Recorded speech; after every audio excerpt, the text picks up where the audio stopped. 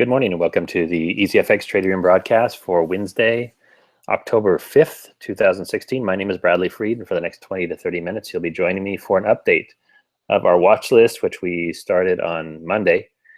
And we're going to be going through the open trades, the trades we're watching, and also look at any trade results that have happened between today and the last time we talked. If you have any questions during the broadcast and you're watching live, we have a chat room on this page. You can post your questions. I will answer any questions you have live at the end of the broadcast. If you're watching the recording and you have a question, you can go to our community features on the website. From the community menu, you can go to groups, and you can find the trading room group and post a question there. You can also find me in the members list. My handle is EZFX, and send me a private message. Or you can just send me an email at ezfxsignal@gmail.com. All right, so let's go ahead and get started by reviewing the watch list.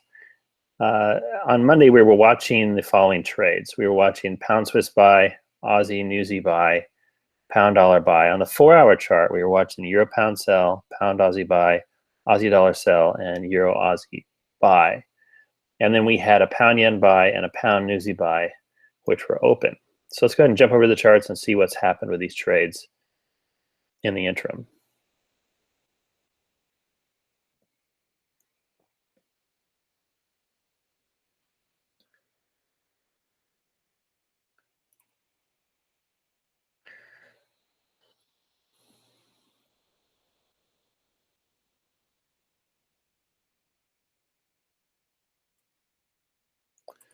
Okay, so let's start with the pound Swiss buy. Now remember, we'd moved to the 4-hour chart in a lot of these pairs just to slow things down because it's been a pretty bad market for us the last couple of weeks.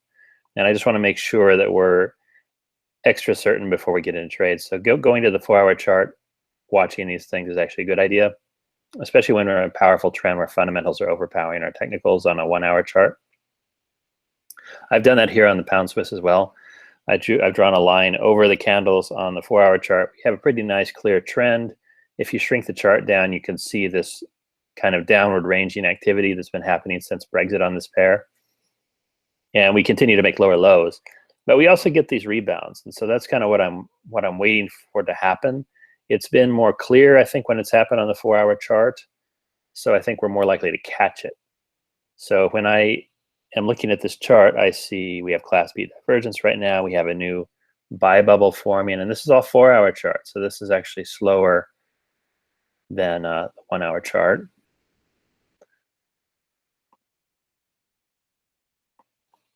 So buy bubble forming there. And you can see we had, and I don't know what this looked like when it was actually forming, but as of this point, after the candles have repainted and the indicators are repainted, we do see the bubbles pretty clearly. And we see a bubble forming here. So I think as price starts to level out, I think we will see an opportunity to rebound and trade towards these monthly pivots and this weekly pivot up here.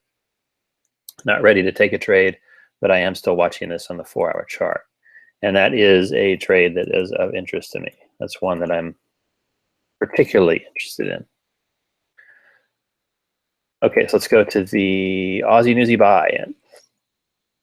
And I've been talking about this one for a while. And I did actually go ahead and get into it yesterday because if you see the dotted lines here, this is where our Class A supply zone used to be, where we set up a sell trade and it failed and stopped out. And then it dropped, rose, touched it, dropped, and then it finally punched through yesterday. So around here, we were able to go ahead and take a buy trade on this pair. Now, what's the plan for a trend trade? If you haven't purchased the course, and you don't really have to, I'm happy to tell you how we're going to do this. But I do describe trend trading and also profit extension trading in the course in detail. But we're going to use these supply zones as potential targets. And it's governed by risk to reward ratio. So I went ahead and instead of putting the stop right below, I could have put the stop right below this where this zone was. That probably would have been fine.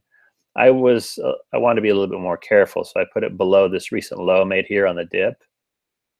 And that gave me a required stop when we got into the trade of about 95 pips. So I need at least 95. My 1-to-1, 2-to-1 rules for the trade still apply even in a trend trade.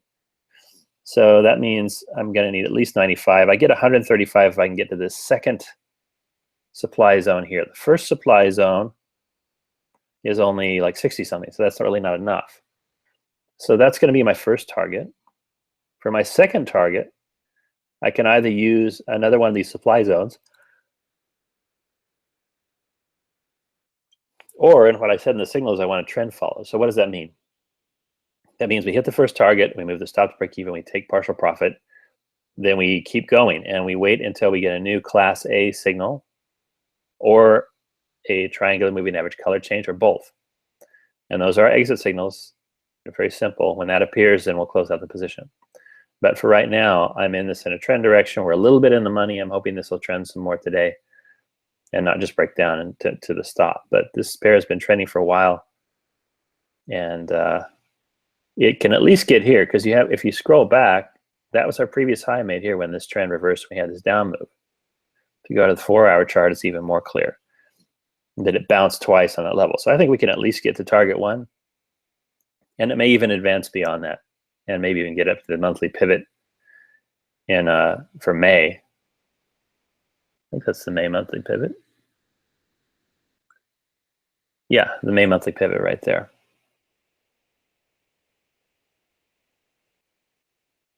And then we'll see what happens. But for right now, we have an entry on this trade that's open, and this was sent as a signal yesterday. So I'm going to go ahead and move this to our open trades list.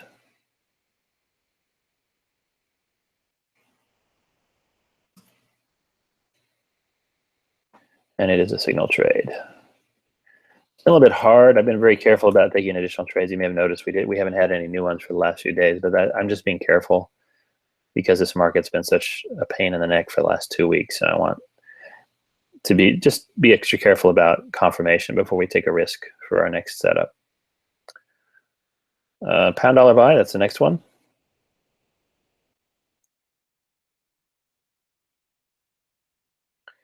This is still trending down, so this is still dropping. I've drawn a nice trend line over price. We're still making lower lows. We have Class B divergence.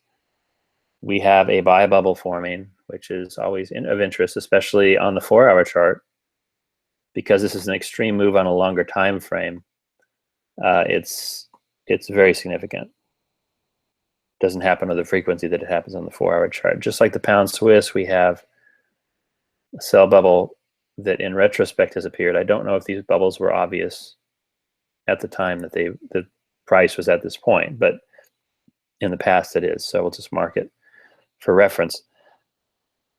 If we do get a reversal, I'm looking for a Class A signal and a trend line break. And when we do get that, then we'll go ahead and try to buy this pair. Just like the pound Swiss, we have monthly pivots and weekly pivots above. We can use fibs. We have a variety of options, but we aren't there yet. We're still waiting for the setup, the breakout, the reversal. But that's definitely also of a great deal of interest to me. And we're also watching that on the 4-hour chart. All right, so let's go on to the euro pound. That's the next one we were looking at, euro pound sell. And this has been a tough pair to trade. You know, it gave a signal on the 1-hour chart. I stayed away from it. I did have some people in my Japan trading room who went ahead and traded it down here, but it gapped up on the open on Sunday and it's kept going. So I'm looking for a sell trade on this. There's not a sell trade in sight. I'm on the 4-hour chart watching now. I've drawn a trend line under price, and we're just going to wait for that setup to happen. Like the other pound pairs, even on the 4-hour chart, I'm seeing evidence that this is an extreme move. And there's just so much bad news coming out of the UK in terms of the government really not knowing what they're doing after Brexit and after the new cabinet, Theresa May becoming prime minister. All this bad news just feeds into this devaluation of the pound vis-a-vis other currencies as Brexit continues to unroll, and the pound is going to reach record lows, I think. However, there will be opportunities to trade it down, and then once it goes down, then we'll have an opportunity to trade it back up. So we need to try to trade it both ways. It's just a little bit trickier when you're going against the trend. However, just as we've seen here, there have been these moves, and if we can time it and catch it correctly, there's quite a bit of money to be made, and then we can catch the trade in the opposite direction too, and hopefully lock in for some profit extension if this continues to go for several weeks or months. That would be really good too. So at this point, still watching, and we're watching on the 4-hour chart. Moving on, pound Aussie buy. This also is setting up. This looks like it's more likely to set up sooner just because of the moves we've seen on the Aussie. Like the other pound pairs, we can see these 3 bubbles that appear on the chart now, and I'll make the same statement again, that we don't know what they look like when price was at that point. However, it's interesting to see them now and where those reversal points were. And just like the other pound pairs, if you scroll down, we see this kind of downward motion of this ranging trend moving down. And when it hits a new lower point, it tends to reverse up, and we get a little bit of retracement in the buy direction, with the next high being, in this case, they were the same high. They both hit this same supply zone and then dropped again. So there's definitely quite a bit of space there to trade in. If we do get a breakout above this trend line, we already have a Class A zone down here and a bubble. If we get a break above this trend line, there's almost 1,000 pips here to play with. So there's a lot of potential profit to be had. So I'm watching on the 4-hour chart. I'm going to be real careful about the entry signal. I do want to trade this when it does set up a signal, but right now we're still watching. It isn't quite there yet. All right, let's move on to the Aussie dollar sell. This is one we went ahead and opened yesterday. And why did I open it?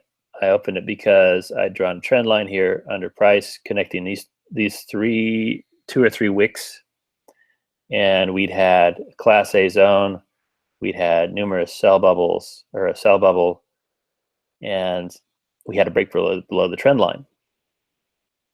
What we haven't had yet after the entry is a new lower low. We want to see this supply zone be punched through, and then go on to our initial profit target at the weekly pivot below. I believe it's a weekly pivot.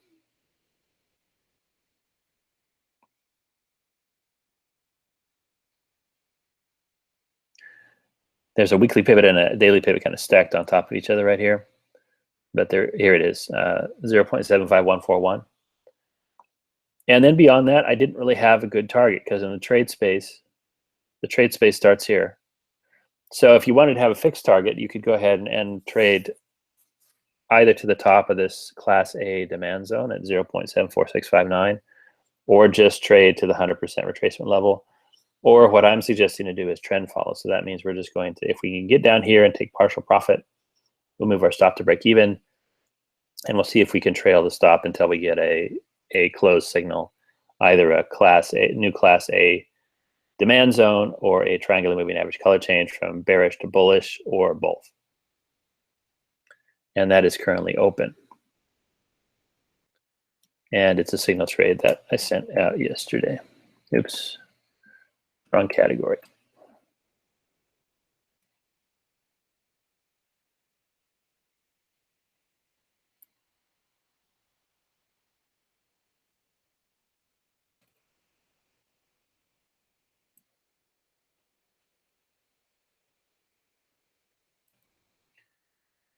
All right, let's look at the Euro Aussie next.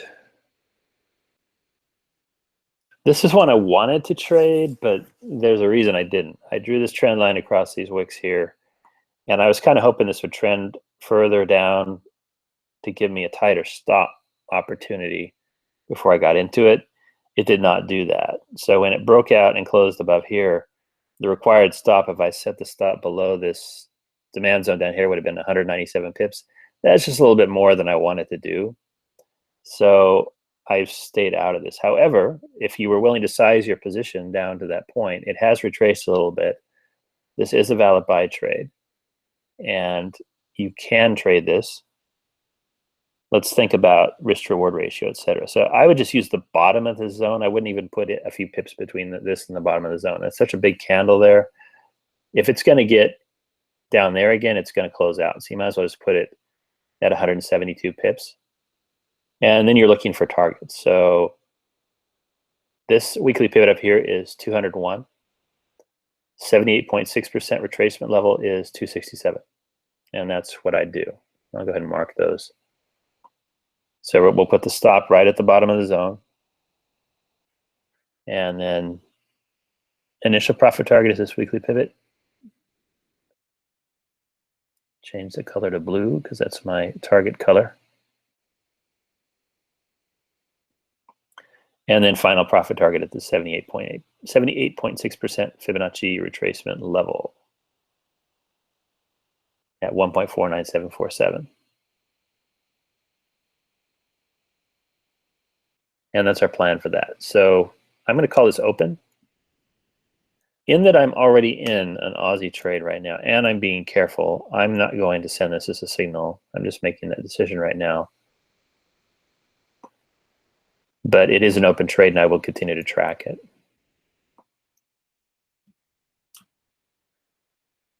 I think it's important, when we've had a series of losses and the market's not cooperating, there's a lot of weird volatility and things just aren't behaving the way we normally see them when things are working well, that we slow things down, that we cut the number of trades that we take, and that we're just a little bit more circumspect about adding a lot of positions to our trading versus times when everything is working well and we're just piling them on and making win after win.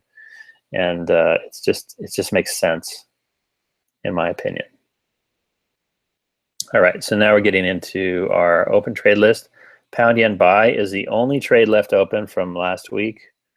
If we go to the 1 hour chart, go to the 1 hour chart first. It's kind of broken through this trend line again. It hasn't really made higher highs, but it appears we have a triangular moving average color change again. It's changed a couple times. We may be in a ranging situation where this moves sideways. That's preferable to stopping out. And I would hope at some point this is going to recover and then rise to our planned profit target, or even to the new monthly pivot here at 133.2843. That would also be an acceptable new profit target to set for this trade. Right now we're going for last month's monthly pivot, which is at 133.5723. They're so close together, I don't think there's a reason to move it. But if you got here, then that would be okay to go ahead and take partial profit and move your stop to break even on the trade. Let's look at this on the 4 hour chart. This looks exactly like our other 4 hour chart trades, pretty much. Sell bubble here. We don't have the buy bubble over here. We have a sell bubble here, the downtrend, and we don't have a buy bubble over here yet. But what we are seeing is this flattening out of price. And we're seeing, if we shrink the chart down, that we have this situation where it's bounced off this zone 3 times. It hasn't made as high highs, but it may at least bounce up and get to our first profit target on the trade, allowing us to take partial profit and move stop to break even before it would drop again, and maybe perhaps even punch through and give us lower lows on this pair. So that's kind of what I'm hoping happens. Of course, we don't know exactly what's going to happen, but that's where we are in terms of our trade plan. I still think it's valid, and we should be able, if it can get there, we'll make back some of what we lost last week on our drawdown on our series of losses that we suffered. So that's still open. The bad news is our pound newsy trade stopped out, so that's closed. See if I can find the pair on here. Here we go. Okay, so this dropped and then just slammed into the hard stop and was ended, which is too bad, but that does happen. I think we lost. We got in over here. We lost about 173 pips on this trade, but it was closed out, and I much prefer that to holding on and praying that something's going to work out. So that's fine in my book. Not preferable, but I mean, it's preferable to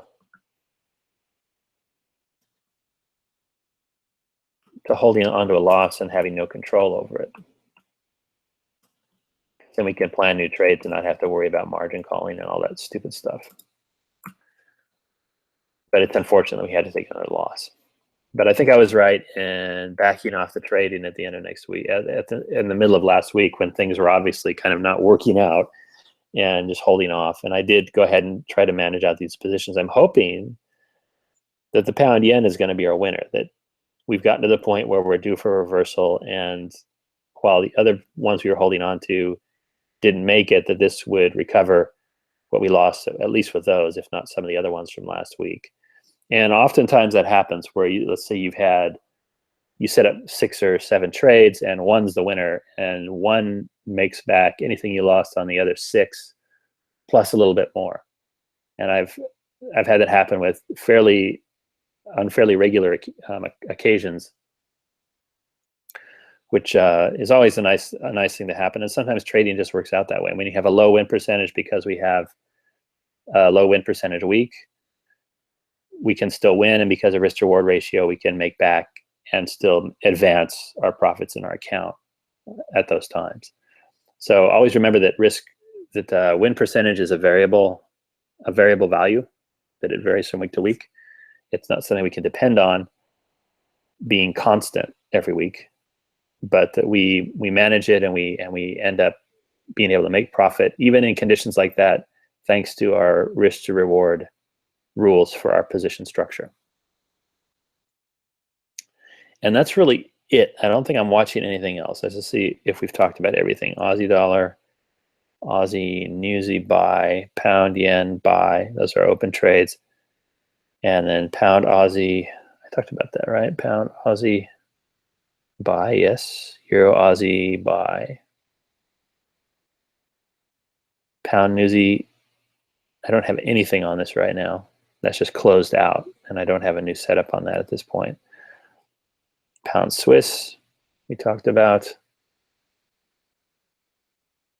Pound dollar, we talked about. Euro pound, we talked about. CAD yen is looking more and more interesting. Still not really ready to talk about it. Yeah, I really don't see a lot that I'm really willing to throw down on at this point. I think I want to stick to the list we have, the focus I've chosen for the week on our watch list. And we'll just keep updating and working with that through the course of the week. There's just you can see there's a lot of volatility and lack of direction on these pairs, and it's really difficult to trade in this kind of situation.